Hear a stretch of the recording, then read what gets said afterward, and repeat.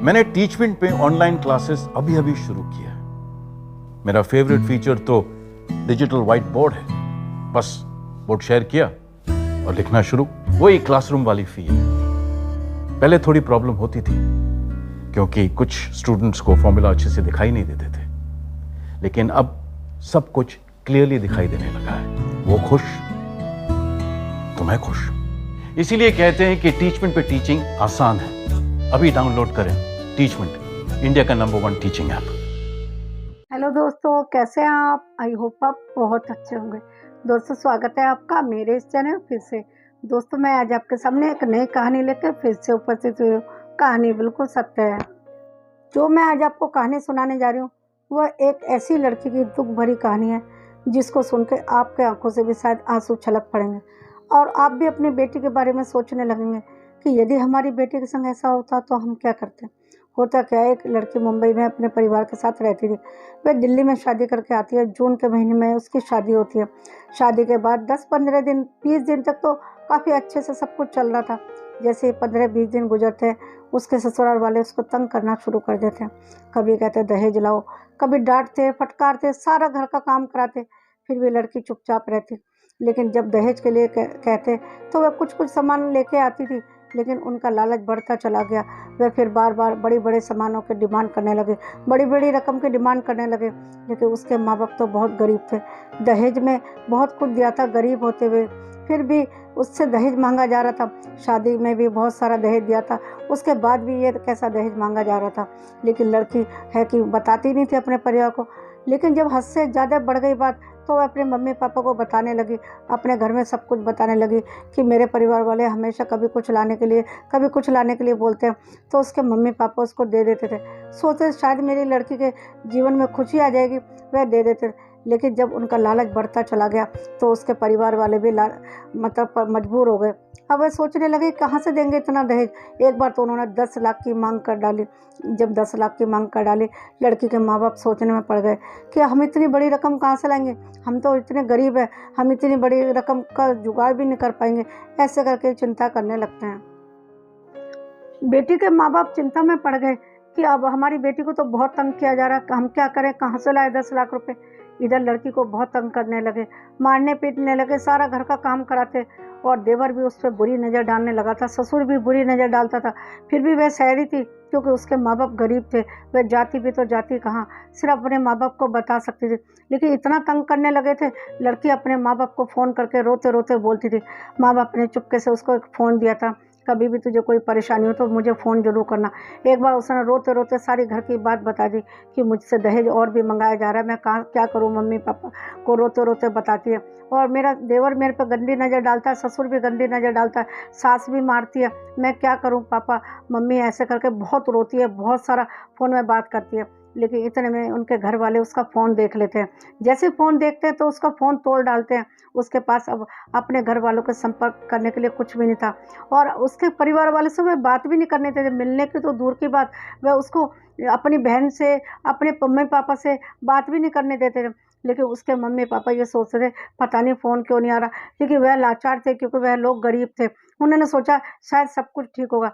एक दिन अचानक से फ़ोन आता है उनके पास और कहते हैं हम तुम्हारी बेटी को छोड़ने के लिए आ रहे हैं। उसके मम्मी पापा कहते हैं ठीक है छोड़ जाओ। जब वह मुंबई में इंतज़ार करते हैं कि दिल्ली से हमारी बेटी आएगी, बहुत इंतज़ार करने के बाद उनकी बेटी नहीं पहुंची। जब नहीं पहुंची तो वह कहते हैं कि तुमने तो कहा था कि हम तुम्हारी बेटी को छोड़ने आ रहे हैं, अभी तक तो नहीं आई, तुमने छोड़ा नहीं। तो इतने में अगले दिन क्या खबर आती है कि तुम्हारी बेटी ने फांसी लगा ली। जब बेटी की फांसी लगाने की खबर सुनते हैं तो पूरा परिवार उनके दिल्ली पहुंच जाता है। बहन, मम्मी पापा, जीजा सारे पहुंच जाते हैं और जाकर देखते हैं कि इनकी बेटी को पहले से ही सीबीआई वाले, पुलिस वाले, वहाँ पे भीड़ लगी है। लेकिन उनको पहले नहीं बताया, पहले पुलिस वालों को बुला लिया। उनको समझते देर नहीं लगी, ज़रूर हमारी बेटी को इन्होंने ही जान से मारा, क्योंकि हमारी बेटी काफ़ी दिनों से दुख सह रही थी, सारी बात हमें बता रही थी। दहेज के लिए मारते थे, पीटते थे, गंदी नज़र डालते थे देवर और ससुर। लेकिन वह ऐसा कदम नहीं उठा सकती क्योंकि उसे पता था कि अब मैं अपने मायके चली जाऊँगी, क्योंकि उन्होंने बोला था हम तुम्हारी बेटी को छोड़ने जा रहे हैं। यदि वह मायके जा रही थी तो अपनी जान क्यों देगी। ये बात सोचने वाली है। उनको सोचते बिल्कुल भी देर नहीं लगी कि ज़रूर इन्होंने ही हमारी बेटी को मारा। और वहाँ पे बहुत सारे पुलिस और जो भी सीबीआई वाले थे, सबको उसके मम्मी पापा बयान देने लगे कि हमारी बेटी को ये दहेज के लिए तंग करते थे, मारते पीटते थे और हमसे बात भी नहीं करने देते थे। हमने अपनी बेटी को बेचा थोड़ी था, इन शादी की थी, शादी करके आई थी हमारी बेटी, तो हमसे बात क्यों नहीं करने देते थे और इतना सारा दहेज क्यों मांगते थे। ऐसे करके सारी बात उसके मम्मी पापा पुलिस वालों को बताते हैं। सीबीआई वाले और पुलिस वाले उस माँ बाप की बातें सुनते हैं तो उनको समझते देर नहीं लगी ज़रूर कोई गड़बड़ है और उनके घर वालों को गिरफ्तार कर लिया जाता है। पति को तो सबसे पहले गिरफ्तार कर लिया था और जो उसके ससुर देवर और सारे लोग थे, 3 लोग फरार हो जाते हैं। यदि उन्होंने उनकी बेटी को नहीं मारा तो वे फरार क्यों हुए, ये तो सोचने वाली बात है ना।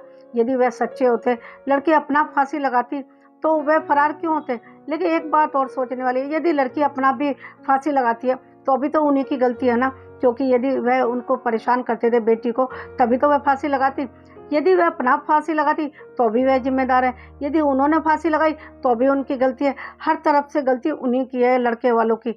लड़का कितना गलत था, अपनी ही पत्नी को उसने इस दुनिया से ख़त्म कर दिया। दोस्तों, मेरा ये कहानी सुनाने का मकसद सिर्फ ये है, आप लोग या हम लोग कभी भी अपनी बेटी की शादी देते हैं या बहन की शादी देते हैं या किसी की भी शादी करते हैं तो हमारी तो जिम्मेदारी बन जाती है ना, शादी के बाद यदि बेटी को दुख दिया जाए तो उस पर एक्शन लिया जाए। ये नहीं कि हम अपनी बेटी को ये बोले बेटी एडजस्ट कर ले, सही हो जाएगा, समय के साथ सब बदल जाएगा। कभी भी कुछ नहीं बदलता, क्योंकि इंसान की आदत कभी नहीं बदलती, जो जैसा है वैसे ही रहता है। इसलिए मैं सबसे यही कहना चाहती हूँ, अपनी बेटी की या बहन की या किसी की भी शादी दे, यदि शुरू से उसको दुख दिया जाए, क्योंकि इसकी शादी को तो सिर्फ 15-20 दिन हुए। 15-20 दिन में दुख देना कोई छोटी मोटी बात नहीं है। 15 दिन में तो लड़की खुशी के मारे पागल ही हो जाती है दूसरे घर में जाके कि मेरा पति मुझे प्यार करता है, मेरे सास ससुर, नया घर, हर चीज़ नया नया देख के खुश होती है। लेकिन यदि 15 दिन में उसको दुख देने लगे तो लड़की के दिल में क्या बीतती है, कितने अरमान लेके वह दूसरों के घर में जाती है कि मेरे घर, मैं अपने घर से दूसरे घर में गई हूँ, मेरे को प्यार करने वाला परिवार होना चाहिए, पति प्यार करने वाला, तो सास ससुर जो माँ बाप की तरह थे वह भी मुझे प्यार करे। कितने अरमान होते हैं लड़की के दिल में, लेकिन यही अरमान मिट्टी में मिल जाते हैं जब ससुराल वाले उसको दुख देने लगते हैं।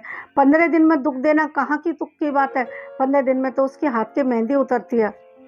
एक बात और सबसे कहना चाहती हूँ, वे दूसरों के घर से आई हुई लड़की का दर्द क्या समझेंगे ससुराल वाले, क्योंकि उनकी अपनी बेटी नहीं है ना, वह तो दूसरे घर से आई है, इसलिए उसका दर्द नहीं समझते, इसलिए उसको मारते पीटते हैं, दहेज मंगाते हैं, परेशान करते हैं। ये एक बार भी नहीं सोचते हमारी बेटी भी तो दूसरे घर जाएगी, यदि हमारी बेटी के संग ऐसा हो तो कैसा होगा। यदि ये बात सोचे तो कोई भी ऐसा अन्याय करेगा ही नहीं, लेकिन ये बात कभी भी नहीं सोचते ये लोग। मैं ये कहना चाहती हूँ, सबसे पहले अपनी बेटी के बारे में सोचे। दूसरों की बेटी जब तुम्हारे घर में आई है, वह भी तो किसी की बेटी है, हम उसको दुख दे रहे तो हमारी बेटी को भी तो कोई दुख देगा। यदि दुख देगा तो हमारे दिल पे क्या बीतेगी।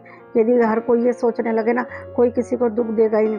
और सबसे बड़ी गलती माँ बाप की भी है, यदि उसको इतना दुख दे रहे थे तो उसको शुरू में ही क्यों नहीं ले आए अपने घर, क्यों समझाते थे कि एडजस्ट कर ले, रह ले यहीं पे, सब सही हो जाएगा।